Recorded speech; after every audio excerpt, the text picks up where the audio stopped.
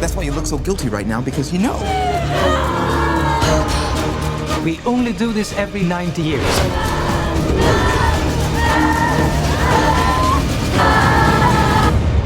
I was most excited for you to come.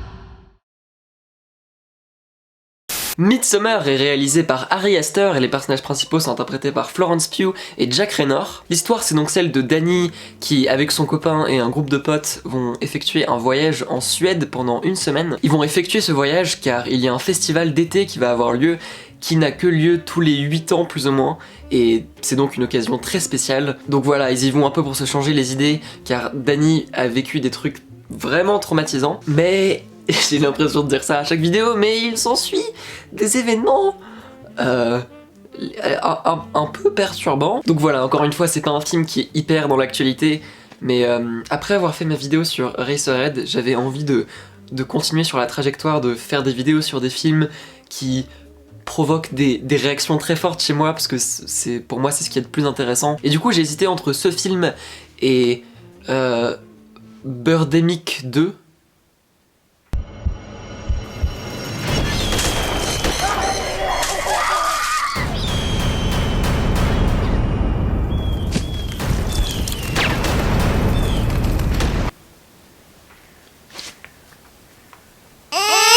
Mais au final j'ai choisi ce film pour plusieurs raisons.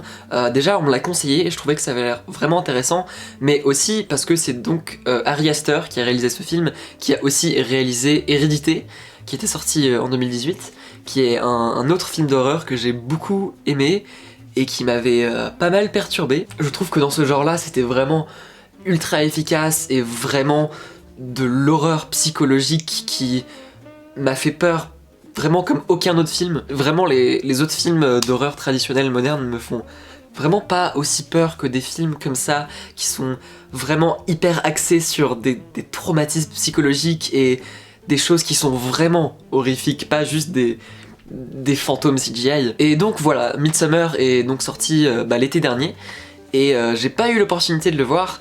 Et maintenant je l'ai vu, je l'ai rattrapé, je l'ai regardé légalement et c'est effectivement un peu dans la même veine qu'Hérédité. Il y a des moments au début du film où je me suis même dit que ce serait possible que ça soit dans un sorte... ça soit dans le même univers. Après ça serait hyper nul si c'était un même univers. Mais c'est vraiment des ambiances similaires, c'est des personnages un peu similaires et c'est même des thématiques et une histoire qui... voilà, est pas complètement différente de son dernier film. Et j'ai bien aimé. J'étais plutôt investi dans le film, j'ai trouvé ça super bien fait, mais en même temps, il y a quelques petits aspects du film qui m'ont un peu déçu par moments. Mais bon, après c'est pas pour dire que ce film est pas riche artistiquement, parce qu'il l'est complètement. C'est un film qui est tellement incroyablement bien réalisé, monté, la musique est bien faite, tout d'un point de vue technique, tout ce que vous voyez et ce que vous entendez est vraiment parfaitement fait, on sent vraiment la patte du réalisateur. Déjà personnellement, un des trucs qui a le plus ressorti pour moi, c'est comment ce film est réalisé et comment il choisit de cadrer certains plans.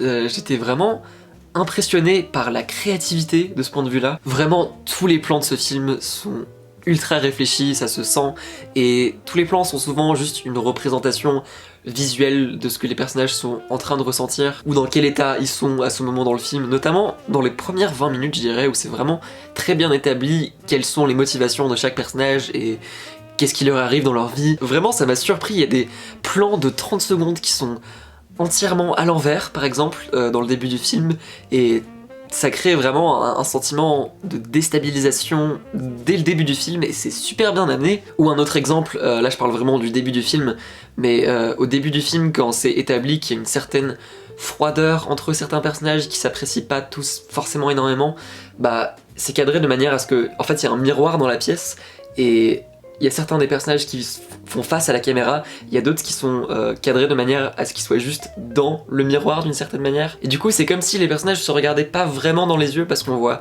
que la réflexion de certains des personnages et ça crée vraiment une distance et une froideur, et tous ces petits éléments rajoutent vraiment bien au build-up du film. Vraiment la première heure de ce film est vraiment très impressionnante d'un point de vue de réalisation, d'un point de vue de montage. Il y avait plein de moments où je me suis dit ouais, ça c'est vraiment un parti pris hyper intéressant, j'aurais pas pensé de faire ça comme ça. Tout le reste du casting fonctionne vraiment super bien.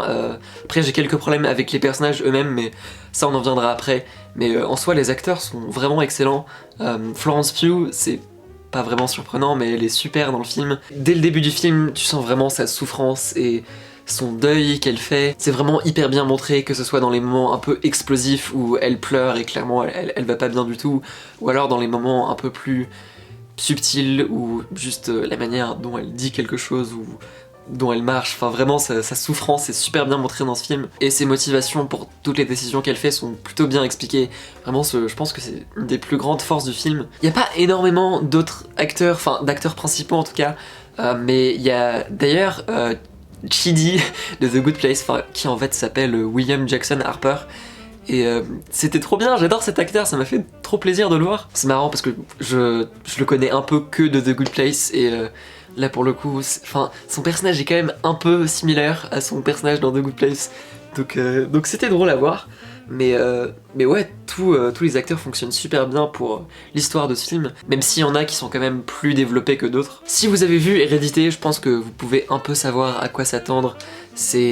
Voilà, il y a un côté assez malsain et creepy dans ce film, il y a clairement des choses qui sont établies qui sont pas tout à fait normales. Et le build-up de ce film est vraiment excellent, il y a des trucs qui sont établis dans les premières 10 minutes du film, qui reviennent à la toute fin, et c'est vraiment super réfléchi, et je pense que si je le revoyais, je l'apprécierais encore plus. Et franchement, la première heure de ce film, j'étais vraiment un peu stressé, pas hyper bien, j'avais très peur de ce qui allait se passer tout simplement. Du peu que j'avais entendu parler de ce film, j'imaginais que ça allait être hyper fucked up et qu'il allait se passer des choses atroces, et le film te laisse vraiment garder cette impression là pendant vraiment longtemps. C'est un film qui dure 2h30, 2h40, donc vraiment c'est assez long, ça prend son temps, et ça fait vraiment durer la tension jusqu'au point où il se passe quelque chose d'un peu horrible, et à partir de ce moment-là, ça commence à devenir un film d'horreur comme on pourrait s'y attendre. Et au final, c'est peut-être ça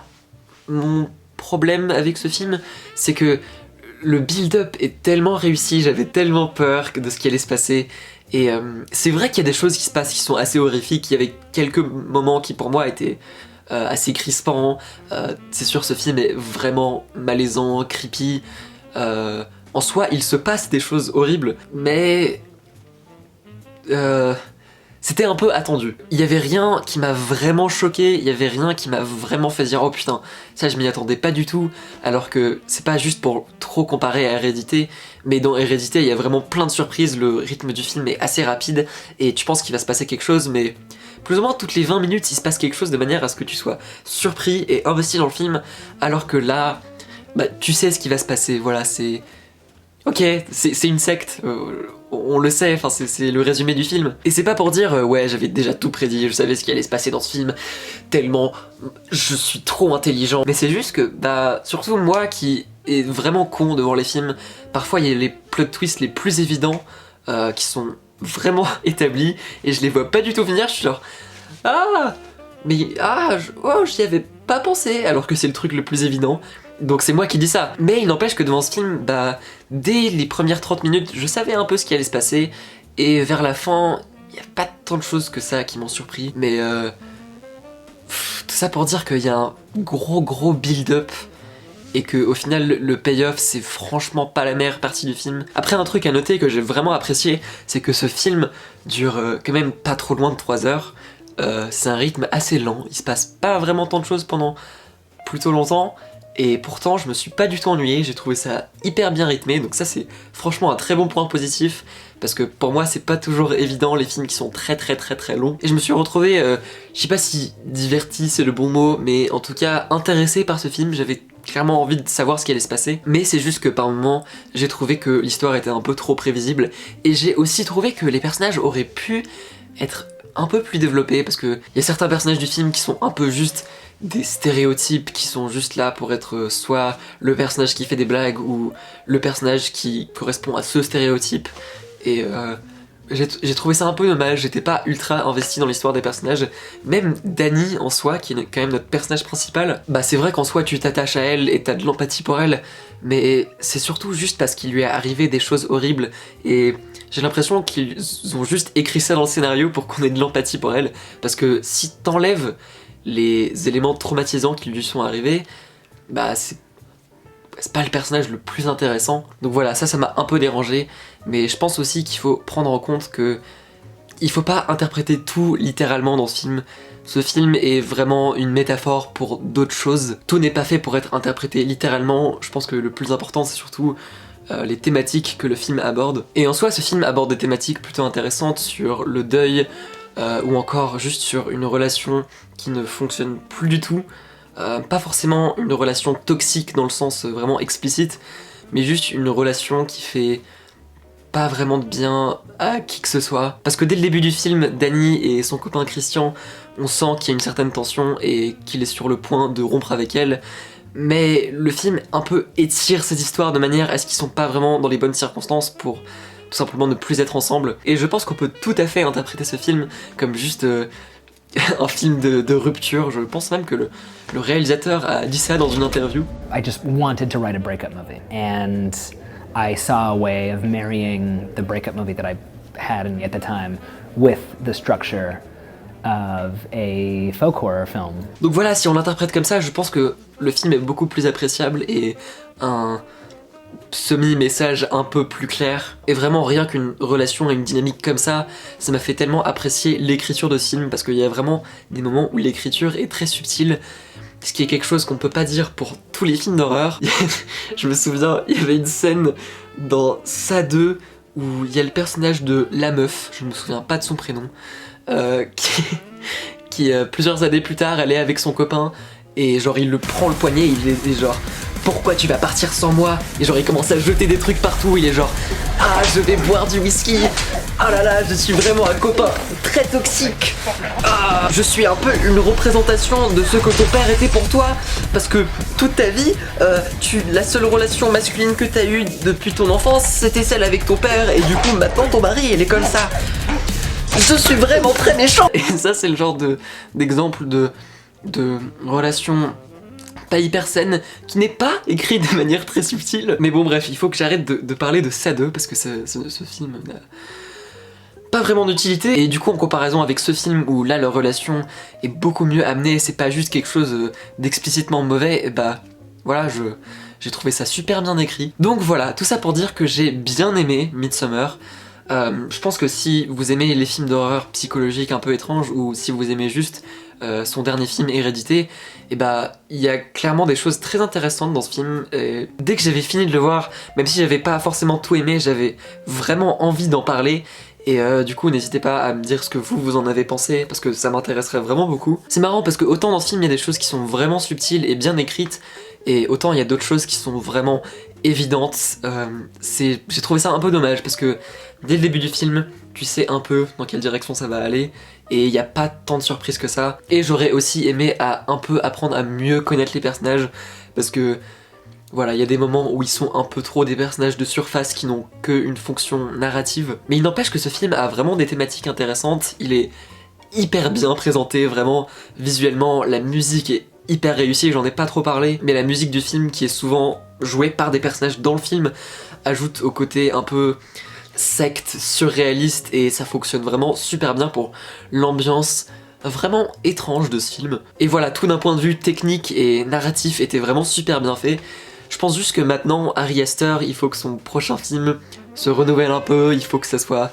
Peut-être que ça peut être encore un film d'horreur, mais je pense qu'il faudrait qu'il se renouvelle encore un peu, parce que là il commence à avoir un style qui est assez reconnaissable, et s'il fait juste un autre film d'horreur un peu prévisible, ce serait peut-être un peu dommage. Mais au final je vous conseillerais quand même ce film, parce que ça reste une proposition vraiment intéressante. Merci d'avoir regardé, j'étais super content de parler de ce film. C'est bizarre, en ce moment je fais des vidéos sur des films que j'aime bien, et je m'énerve pas et je perds pas foi en l'humanité. Voilà, après ça me manque toujours un peu de parler des films dans l'actualité. Rien que l'expérience d'aller au cinéma, c'est toujours un peu quelque chose qui me manque beaucoup. Mais de toute façon maintenant on est déconfiné et c'est cool, on peut un peu sortir et voir des vrais humains. En tout cas le mois de mai est passé hyper rapidement, ça fait super longtemps que j'ai pas fait de nouvelles vidéos, ou en tout cas pas de nouvelles critiques, mais c'est en partie parce qu'en ce moment je suis en train de finir mon album. J'avais pas envie de trop en parler avant parce que j'avais pas fini assez de choses, mais là j'arrive aux étapes finales de l'album et du coup c'est cool, j'ai très hâte. Je vais pas annoncer de date précise parce que j'ai une date en tête, mais tant que j'ai pas encore tout fini à 100% je vais rien définir et j'ai pas non plus envie de spoiler trop de choses, mais je suis en train de le finir en ce moment et tout ce que je vais dire c'est que ça sort plutôt bientôt et je suis vraiment super content de ce que ça donne et c'est une des choses que j'ai créées dans ma vie dont je suis le plus fier. Donc voilà, j'ai vraiment hâte de plus en parler dans une prochaine vidéo. Mais voilà, c'est tout ce que je vais dire pour l'instant. Merci d'avoir regardé, vous pouvez me retrouver sur Facebook, Twitter, Instagram et j'ai aussi une deuxième chaîne YouTube où je fais de la musique et des films et où je vais sortir une nouvelle chanson vraiment bientôt, voilà. On se retrouve bientôt pour de nouvelles vidéos. Salut!